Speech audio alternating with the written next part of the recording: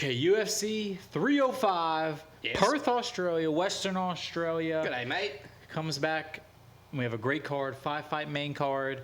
Almost every fight has an Australian except Accents for the opener. aren't racist, are they? Not if it's white guy accents. Okay, cool. G'day, So mate. you're good. Don't do Zhang Li's accent, and I think you're good, bud. Cool. Appreciate the help. So let's do it. Let's jump in. 5 fights, as I said. Yeah, boy. All of them Australian fighters, at least one, except for this first one. There's even an Australian versus New Zealand fight. I was going to say, there's a couple New Zealands on there. But You're wrong. Yeah, Matus the New Gamero Zealand. versus Dan Hooker is New Zealand New versus Zealand. Poland. Same thing. Twitter wouldn't say so. Yeah, no. Australians and New Zealanders wouldn't say so. The rest of the world would, though. Sorry, guys. All right, first fight. Li Zhanglang, the Leech. The Leech. Taking on. He's my Leech. Damon Jackson. Sorry, bro. Yeah, your hairline is the only thing you got going for you now. Carlos Prats, the Nightmare. These two are going after each other. Jing Lang is back after a spine injury and almost 2 years off. 2-3 in his last 5. Do you remember the last time we saw him was when they reshuffled that whole Hamzat? Yeah. When Hamzat missed weight by 8 pounds. Yep. He had the killer suit. Then he got beat by Daniel Rodriguez. But it was kind of like you fought the guy on 2 days' notice. They switched your opponent. Yeah, you got the pass. Lee's one of those guys a lot of people like, especially online UFC fans. And he's taking on Prats, as you said, 2-0 in the UFC, 2 KO wins. And he's a guy that's like, there's a lot of people, there's some hype around Prats. The reason there's a hype around Prats is because, like you said, he's 2-0 in the UFC, but he's on a 9-fight win streak. 9-fight win streak and 8-fight KO TKO streak. Yeah, it's crazy. 6.5-inch reach advantage, and if I had 6.5 inches on anybody, that would be like the happiest day of my life because I'm only 5'6". Womp womp. Yeah, so I think that's going to help. The reach advantage is going to help Prats kind of pick his shots, do what he wants. 2, the guy Li Jingliang, who has some ring rust. Obviously, he's coming off of a pretty bad injury, which forced time off. Alternating wins, losses in the last 6. That's 3-3. As you said, his last fight was a loss. Split decision, though, at that with Daniel Rodriguez. He's a guy, he has power. 8 out of his 11 UFC wins by KO. He's never gotten KO, and he's taking on a guy that's on a KO streak. So that's an interesting fact to look at. Yep. Overall, though. Oh, he's also Li Zhangliang is 6 years older than Carlos Prats, and we know based on the stat that they show us every time we're watching a UFC fight that the younger fighter wins like 63 or 64% of the time. With all those little facts being thrown at you, who you picking? I'm picking the younger guy. I'm picking the Brazilian. I'm picking the guy that has the hot hand right now. I think Prats gets his 10th straight win. I'm kind of leaning towards Prats getting his 9th straight KO TKO. I like Lee. I think the ring rust, this is a tough guy to fight if you haven't fought in a couple years, considering the power he has and the timing he has. Yep. So I'm going to go with Prats. I'm going with the Brazilian, the Nightmare. I'm not forced to do anything, but I'm trying to have good dreams. So I'm going to go with Carlos Prats, the Nightmare, winning. And I'm also going to agree with you there. I think he will keep the KO streak alive. I think Jing Liang is probably going to be a good fighter, outside of this fight. I just don't think he's going to have what it takes to beat Carlos Prats here. So let's move on to the next fight. This is probably the fight that is going to last the least amount of time. We have Tai Bam Bam Tuivasa, the That's Australian, taking on Yair Rozenstruik. Between the two, they have 15 KO UFC wins alone, 26 overall KO wins. But Tai Tuivasa is 1-4 in his last 5, and he's been finished in 4 you don't straight. you don't have to say one if he's lost his last 4. I know. I just like saying it like that. And as you said, lost 4 straight, all by finish, 3 of them by KO. Yep. Last fight was a first-round submission to Tibera, who we saw get submitted in the first round this past week. The last 2 losses, Tibera one of them, they were both stylistically like wrestlers. So he it wasn't his game plan. This is more of a similar game plan. They're not going to wrestle. Him and Rozenstruik are literally going to just stand and swing at each other recklessly. That's why I think Tai has a good chance. Listen, if you get hit clean by Tai Tuivasa, there's a chance you're going out. Oh, yeah, it's a sledgehammer that's hitting you. The same can be said from Yair Rosenstruck. It's going to be whichever one of these guys hits the other one first, in my opinion. Yeah. I mean, if you look at the last 10 fights for Tai Tuivasa, he's 5-5. The last 9 fights for Rosenstruck, he's 4-5. So both guys are kind of up and down. They get wins, they get losses. But as we said, 4 straight losses from Tuivasa. Can he overcome that? Can he honestly save his UFC career? So, yeah, that's a big thing there. I will say because he has that pure knockout power, Dana's willing to give him more losses than And wins. he's a popular guy. He's likable, too. Yeah, he's not, I like he's not him. just a piece walking around just, hateable. But I have to say that Rosenstruck, despite his recent losses... He won his last fight. 2-3 in his last 5. He made Gaziev quit. He did. I think he's taken the heavyweight division more seriously. He's in better shape consistently. He's able to go the distance without being completely gassed out at that weight. He throws heavy power. He's got long arms, 78-inch reach to Tuivasa's 75. It's, only a 3-inch reach advantage. But I got to lean with the favorite on this one, too. I got to think that Rosenstruck, being the more competent fighter, not just the more one-shot power kind of guy like Tuivasa's kind of shown to be. I think Rosenstruck being a better overall fighter is going to be the path to victory.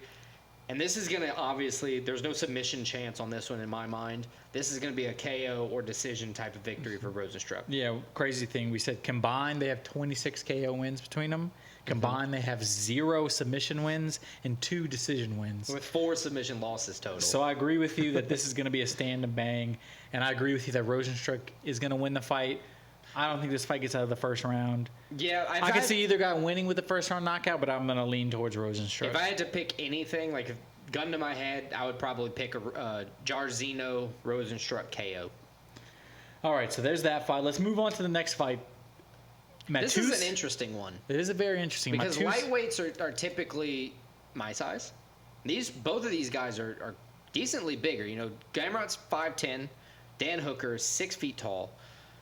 Gamrot he's impressive. 24-2 overall, 7-2 in the UFC with 3 KO wins. And never been finished. Never been finished. He's taking on Dan Hooker, who is a very... If you're a UFC fan for a while, you know Dan Hooker. You probably like Dan Hooker. He's 23-12 overall, 13-8 in the UFC. He had a little bit of a stretch there where it was like, oh, man, what's happening to Dan Hooker? I think he lost 4 out of 5. But yeah, he did at that point. He was fighting dogs, Michael Chandler, Poirier. Yep. People that were just going to war together. Islam. Yeah. Since then, he's won 2 straight fights, including his last fight where he got beat up in the first round and then came back against Jalen Turner, got the split decision win with a broken arm, which is impressive. Dan Hooker's a guy that's never going to quit. He's very tough. He's well-rounded. But as you said, he's running into a guy that's a buzzsaw that 7-2 in the UFC, 24-2 overall. He's the guy that looks like if he can put everything together, Gamrot can compete for a title. Yeah, you're absolutely right. Gamrot, with his 2 career losses, okay, he lost his first fight, his UFC debut, to Beneil Dariush, and... His last loss was to Dariush. Yeah, that's what it was. He lost his debut and to Dariush. That was it. And he's won 7 out of 8 now. He's been perfect outside of that. He's southpaw, which consistently gives people trouble because it's just not a look that you get every day. Now, on the other hand, Hooker always fought everybody. He's faced tough competition, like you said. But Dan Hooker is 4-3 against southpaws, and Dan Hooker is 3-4 as an underdog in the UFC. So kind of a toss-up. Kind of a toss-up. If you're putting those 2 things against Dan Hooker, he's like a 50-50 shot. And he's taking on a guy that's not a 50-50 shot in Gamrot, who's a proven wins danger. Most of the time, doesn't get finished. Dustin Poirier, training partner. Which Poirier speaks highly of Gamrot. And they speak, they do. They speak highly of each other. I gotta say that Gamrot comes in, man, I don't know how he finishes, how he wins it because he can win it anyway. Yeah. He has subs, he has hands. And he can go the distance. It's a 4.5-inch reach advantage for Hooker, but I think Gamrot has the skill set to get inside of that. It's not going to be an easy fight for either guy. Both obviously have the ability to win, but I'm going to lean with Mateusz Gamrot winning, and I'm going to say decision. Yeah, I think Gamrot wins. I agree with you. I think it's going to be harder than the odds makers have it. Right now, Gamrot is a minus 340 favorite. I think it's going to, I'm leaning towards decision too. I think it's going to be a battle. He's going to have to dig deep, win this fight, because Dan Hooker is a dog. He's fighting close to home. He doesn't have the crazy time change that Gamrot has. Because Gamrot is Polish, but he fights, as we said, out of Florida. But I'm going with the guy who's on the ascent. I'm going with Gamrot. I think he gets the decision win in this one. We're agreeing on everything right now. All right, let's go to flyweights. Flyweight Guy co-main coming event. off of a title shot. Steve Erceg, 29 years old, the Astro Boy, taking on UFC veteran Kai Kara-France. And Erceg coming off of a title shot where he lost, but I think it was one where he gained everybody's respect. I picked Steve Erceg to win that fight. I do remember and that. While there's no argument that he won, He made a good showing of himself. He proved his absolute worth to himself, the UFC, and to the top contenders in the flyweight division, which, I mean, you're going to see my bias all over this fight. Which is hence why he's getting this fight. Yeah, absolutely. You're going to see my bias all over this fight. I've been a Steve Erceg fan since the moment I laid eyes on him looking like Michael Scott. So that was in like last May? year. Last year. I mean, it wasn't long, but it's easy for a guy like Steve Erceg to grab that attention. You know, we saw him fight Pantoja and lose respectably. 11 fights win streak in a row before that. But he's fighting a dangerous guy. Kai Kara-France, 24-11 overall, 7-4 in the UFC. He did lose his last fight, a split decision loss to Al Baez. Yeah, that was his second of the back-to-back losses. I'm sorry, Amir Albazi. But the other has one was taken a year off in that time. And the other loss was a interim title loss to Brandon Moreno. Yep. So that's not a bad loss. He had 3 wins before that. As you said, took a while off. He's a guy, he has some highlight wins. Right. He's flashy. His nickname is Don't Blink because of how explosive he is. This is the fight, New Zealander taking on an Aussie in Australia. Erceg is actually from Perth, too. They say he lives about 10 minutes from the arena. Everybody in Perth loves Steve Erceg. Everybody loves, so it's a hometown fight for him. Because normally we're looking at this, we're saying the New Zealand guys, like this is quote-unquote close enough home turf. Right. Not in this case. But I think this is going to be one of the best fights of the night. I think they stack up very well against each other. They do. Now, Steve Erceg is 4 inches taller, but Kara-France has a 1-inch reach advantage. So that, I mean, all of that is just so close to where it's so contested. Relatively the same age, 31 in Kai Kara-France, 29 in Erceg. So that's not going to play a factor. The striking is on point. Both of them can wrestle. The big thing for me here, Erceg's never been finished either.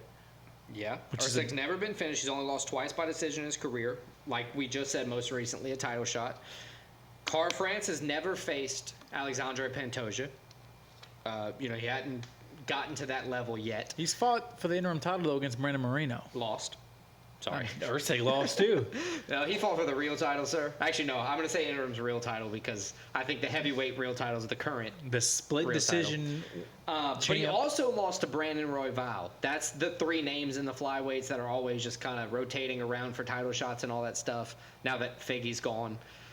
I think Steve Erceg's going to win here, man. Honestly, I think showing what he showed against Pantoja, being that ready for a title fight at 29, two or three fights in the UFC. I mean, he beat Matt Schnell and just to rocket up the rankings, and then title shot. Admittedly, that was because nobody else was ready to fight, but he didn't get shit on. Like, he did very, very well in that performance. I think he did very well, and I'm impressed by him. I'm impressed by him? It's hard. Sorry. He still lost the fight. He did. And I think he's getting almost too much credit for the loss. He lost the fight to Pantoja, and although it was competitive, it really wasn't a close fight. It was, I mean, there was no as bad a judge as you want. They weren't going to pick him win. Right. I think Kai Kara-France took the time off. I think he's explosive. He has good training partners, same gym as Hooker and Adesanya. I think Kai Kara-France is going to come back with a vengeance, and I got Kai Kara-France beating Steve Erceg, proving that he's more towards the top of the division than Erceg. Okay. How does he win, in your mind? In my mind, he rocks Erceg a few times. Erceg survives, but it's going to be a decision win for Kai Kara-France. Okay, so I thought Steve Erceg was going to win by decision. You know, Kara-France is hard to finish. He's got 11 decision wins himself. He's been finished 6 times, but it's hard. 11 decision wins, a bunch of decision wins on either side. I think it's going to be a decision win for Steve. So first one we disagree on. Hopefully the only one, because I don't like disagreeing. It makes me feel less confident about my picks. Me too, if that makes you feel better. It does not. But let's move on to the main event. I only care about myself. The main event. This is one that has some racial undertones to it, some whatever do you mean? Colonization undertones to it. We got the South African Still Knocks, Dracus du Plessis, the champ, taking on Israel Adesanya, the last Stylebender. Stylebender has a chance to become the elusive 3-time middleweight champ. Isn't that crazy? It is crazy, and you can't really he deserves it. He was such a dominant champ for a while that he deserves it. Yeah, Dracus comes in 21-2 overall, 7-0 in the UFC. He got the belt from a split decision win over Sean Strickland, which very close. I leaned towards Strickland, but it was close enough where I think most of South of Africa would lean with Strickland on that one. South Africa, not South of Africa. I was stumbling through my words, sir. I meant South Africa. But before that, du Plessis had It's also in the south of Africa, thank you. 3 straight finishes. His cardio's been improved since he had his nose fixed. Can breathe now. Very awkward style. And he's taking on a guy called Stylebender, the last Stylebender, 13-3 in the UFC. As I said, he's 2-time champ of the middleweight division. He has 5 career UFC KOs. His last fight was a unanimous decision loss to Sean Strickland. But I think everybody would agree it was not the Israel Adesanya we know that showed up to that fight. I don't know what was going on. It was a lot like Leon Edwards showing up to the Bilal Muhammad fight. Yeah, I don't know what was going on, but it just was not the same guy out there. All credit to Sean Strickland, though.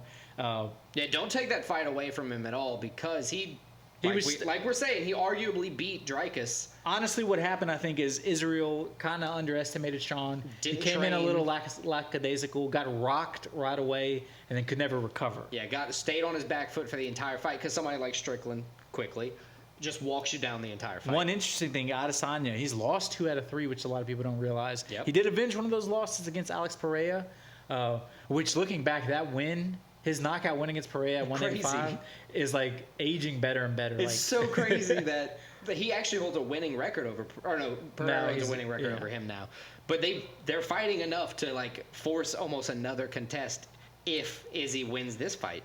Adesanya, though, took a long layoff, so that's the question: is how is he going to come back from this long layoff? Dude, listen. I think this is the build-up and everything.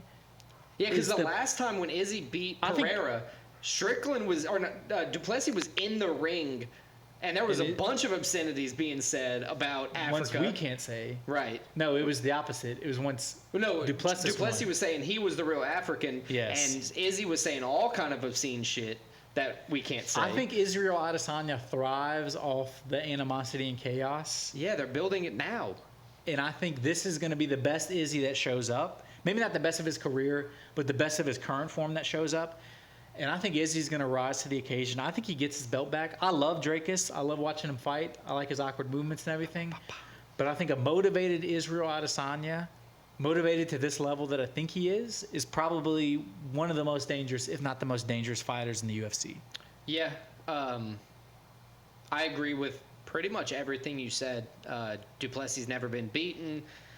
In the UFC. In his last 7 fights, he's got 4 KOs, 1 sub, and 2 decisions.